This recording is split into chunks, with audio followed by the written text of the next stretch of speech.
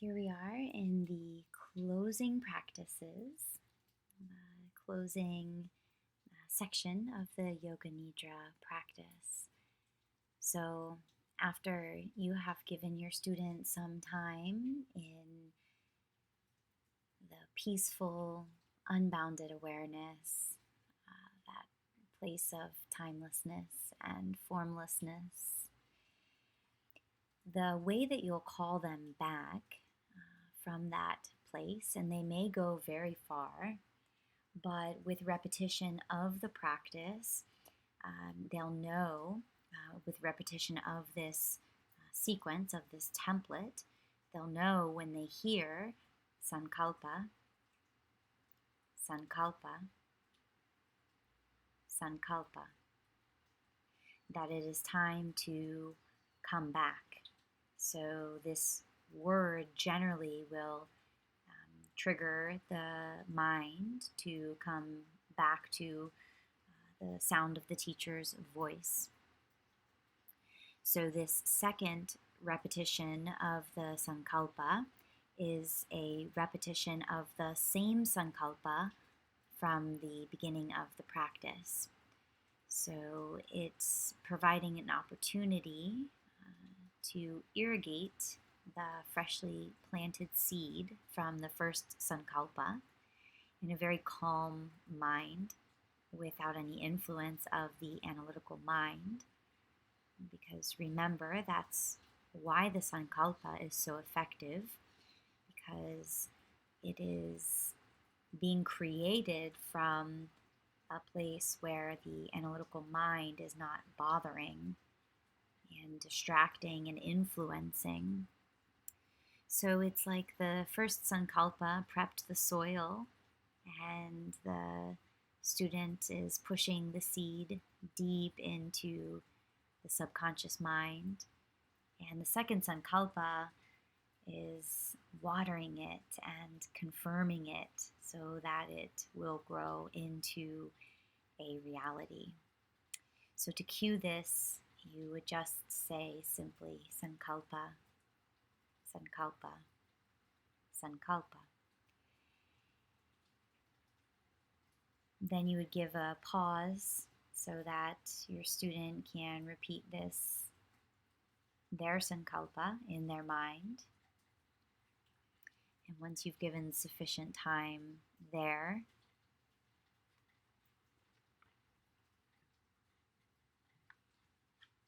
you'll move on to the externalization of the senses.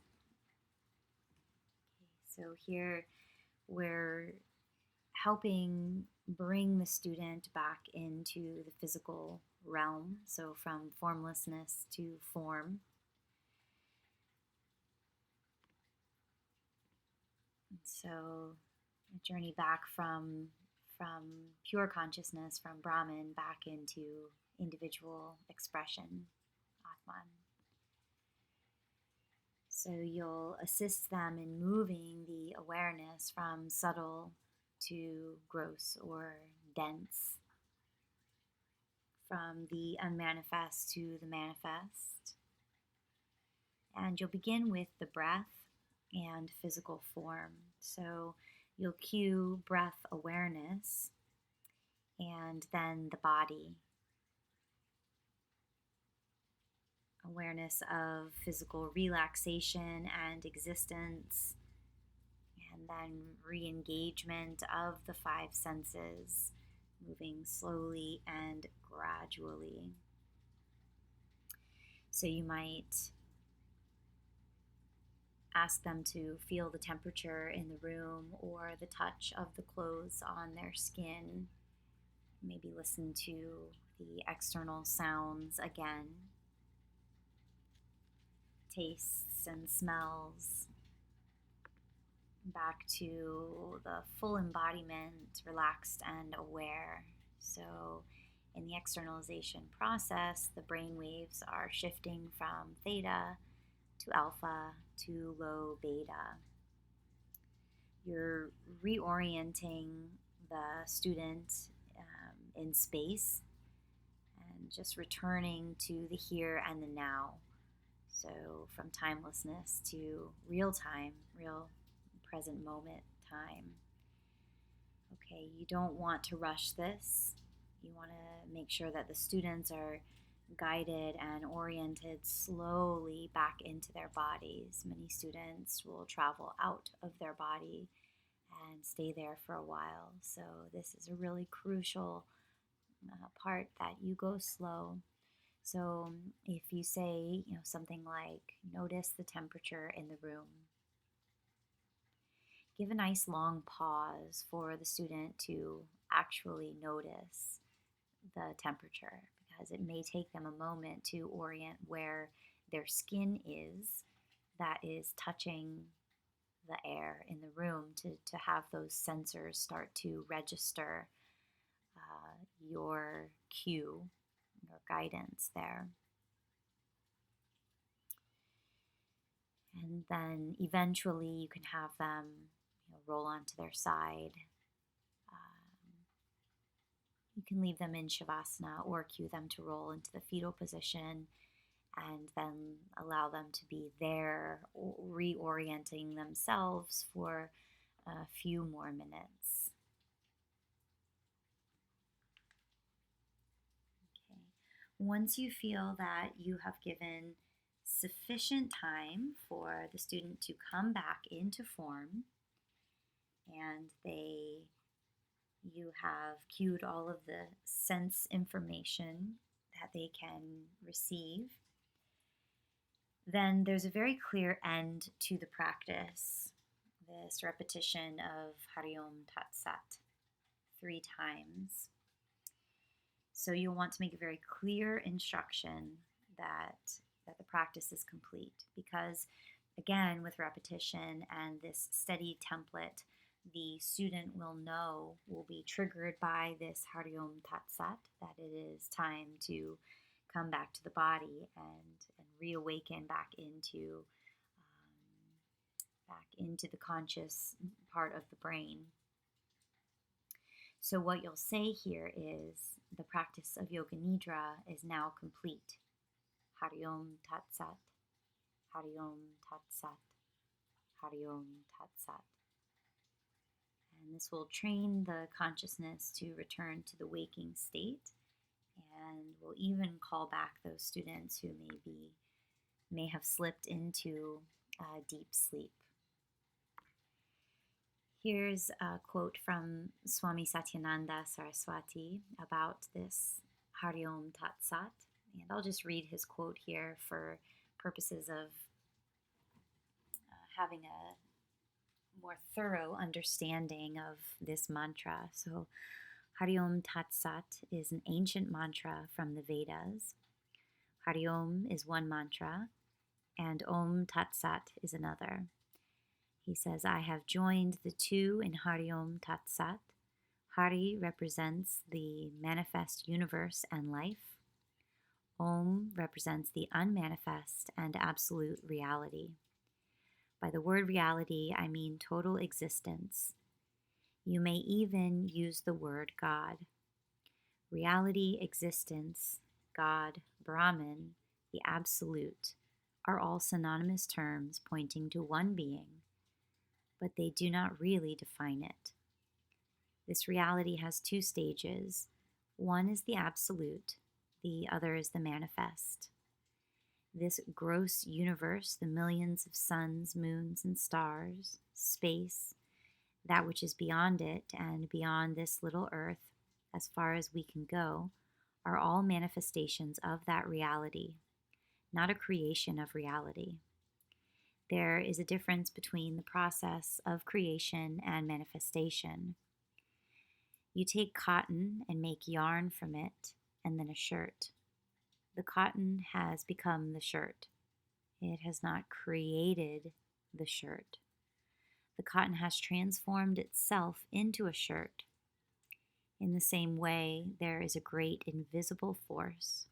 Nobody can see it, and nobody has seen it, except for a few people who we call avatars or incarnations. The manifest reality, this world, is represented by the mantra Hari. Om is the unmanifest reality, the unseen, the invisible, uncreated aspect of the Absolute. So, Hari Om Tat Sat means that is truth. That which I see with my eyes and that which is beyond my eyes are both the same, not different. The Creator and the creation are not two. The Creator has not created creation, but has manifested or transformed himself into creation. All these truths are represented in the mantra Hari Om Tat Sat. When I say Hari Om Tat Sat, it reminds me that the seen and the unseen are both one.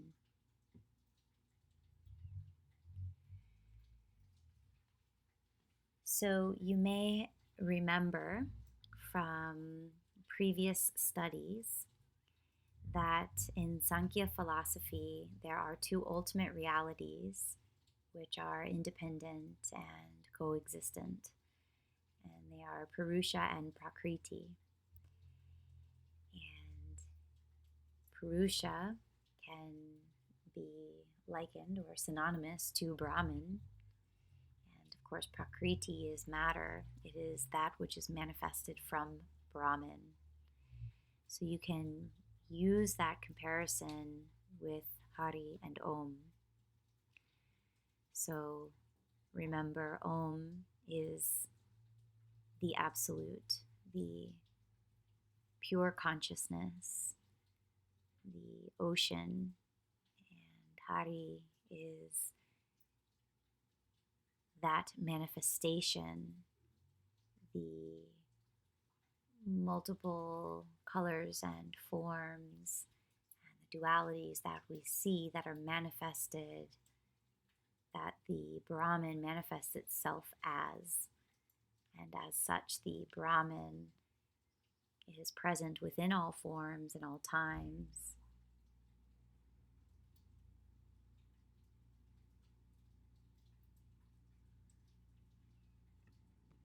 The Brahman is manifested within you, within me, within your students, within these words, within the practice, within all of it. And the word expressive of that is Om. So this is how we close the practice. It gives us a consistent ending which trains the body and the mind that it's time to return to the waking state. So again, your words here would be, the practice of Yoga Nidra is now complete. Hari Om Tat Sat. Hari Om Tat Sat. Hari Om Tat Sat.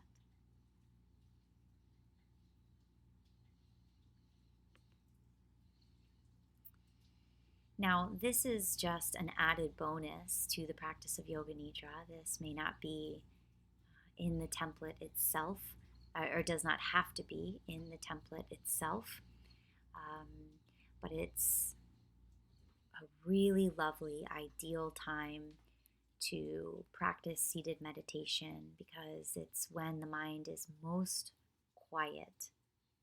So we'll take a look at what that looks like. So here we have this opportunity to reach the highest state. Remember that in the Unbounded Awareness section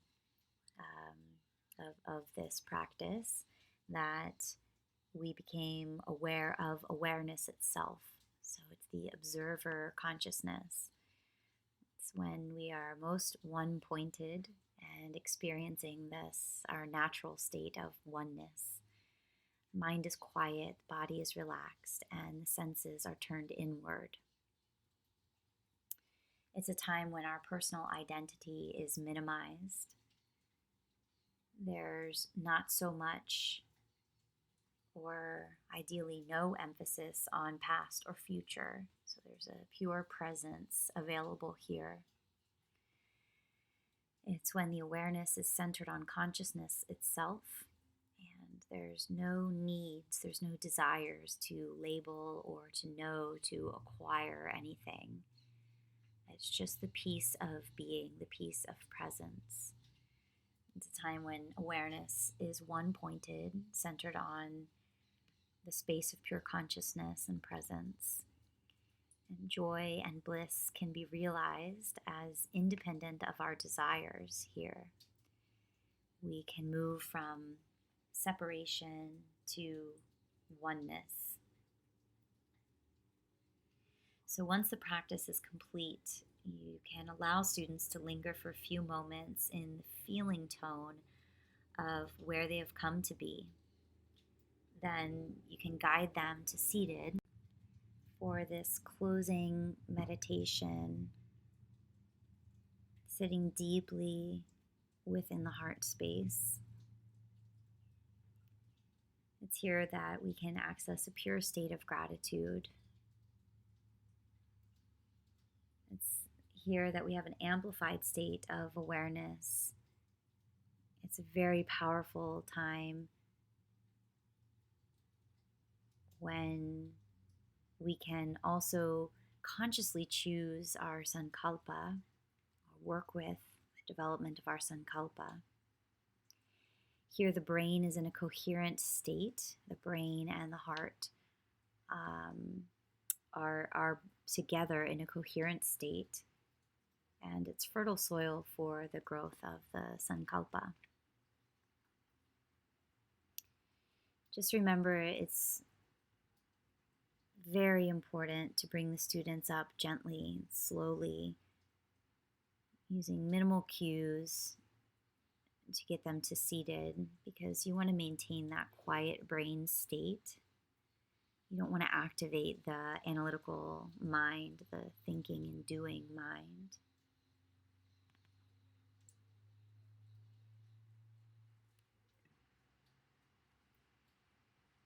And so just to review the timeline of the Yoga Nidra practice, you can take a look here at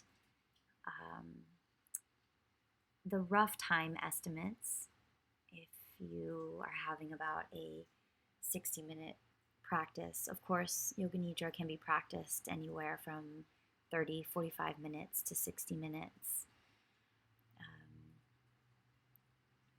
Before the initial relaxation, you may do some body movements, some somatic body movements, or yoga, or qigong, or some pranayama, or the slowing down of the breath, activating that parasympathetic response in the body. And so that's an additional practice, the preparatory practice. It's not part of the main template of Yoga Nidra, but it's really helpful in getting the brain to begin to slow down and the body to be able to relax. And then, of course, you see the steps that we've just covered: initial relaxation,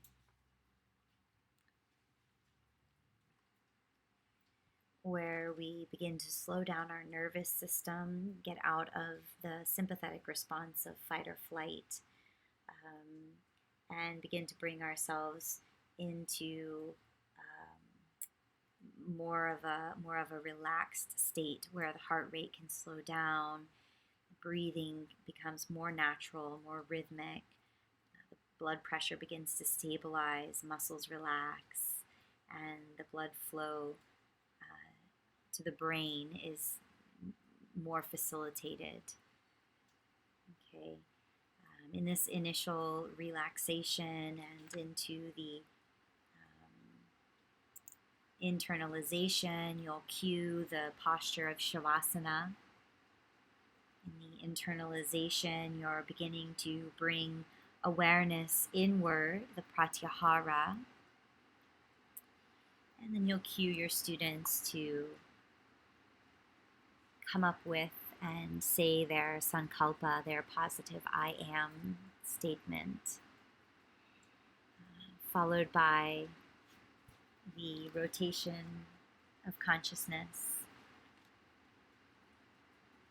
and then working our way through breath awareness, opposite sensation, visualization, pure awareness, and then finally our closing sankalpa, externalization, repetition of Hari Om Tat Sat, and option for the seated meditation. Of course, that doesn't have to be there, But ideally, if there's time, it's lovely to add that in for your students. So let's close here. Take a nice deep breath in.